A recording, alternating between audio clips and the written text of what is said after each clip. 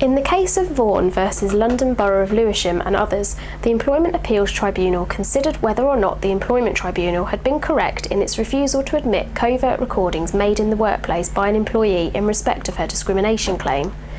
The claimant, Ms Vaughan, applied for permission to make use of 39 hours of covert recordings made, which included conversations with managers and colleagues, and which she claimed showed that notes made by the council were inaccurate or wrong.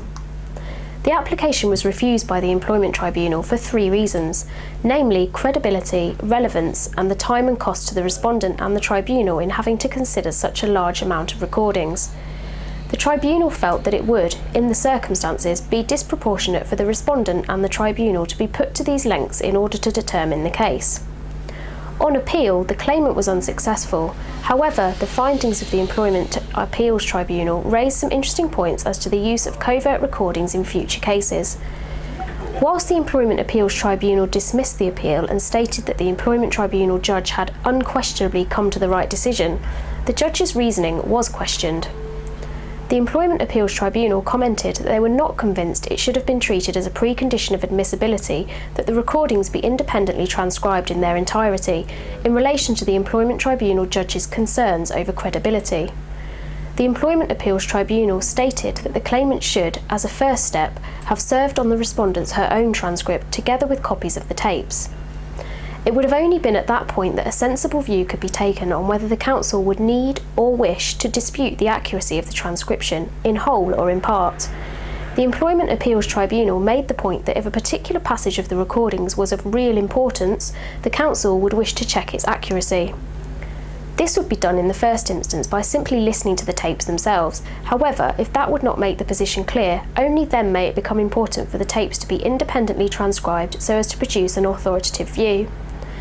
The Employment Appeals Tribunal made the point that this would often not be necessary, and also made the point that in relation to any question as to tampering, this should not be considered as a starting point unless there was a particular reason to believe it had been the case. The Employment Appeals Tribunal also made the point that independent transcription would not necessarily solve the potential issue of tampering. The Employment Appeals Tribunal went on to consider the Employment Tribunal's comments related to proportionality. They considered it correct that it was highly unlikely that 39 hours worth of recordings would need to be referred to. However, the Employment Appeals Tribunal suspected that large amounts of the recordings would not be relevant and would therefore not take up the tribunal's time and money. It would, however, still have taken up the council's time and money, as they would likely need to listen to all of the recordings in order to consider what was relevant and what was not. The tribunal went on to say on this point that if the claimant may be entitled to submit her application producing the transcripts and tapes upon which she intended to rely and accompanying them with a clear explanation of why they are said to be relevant. In other words, the claimant should resubmit a more focused application. The Employment Appeals Tribunal acknowledged that claimants should not normally be allowed a second chance to present their case, and if such application was resubmitted, then they acknowledged that it was open for the council to challenge it on this basis. However, it did leave open the possibility in future claims for claimants to submit such focused applications, rather than adopting a blanket approach of relying on such a large amount of covert material which has not been vetted in relation to its relevance.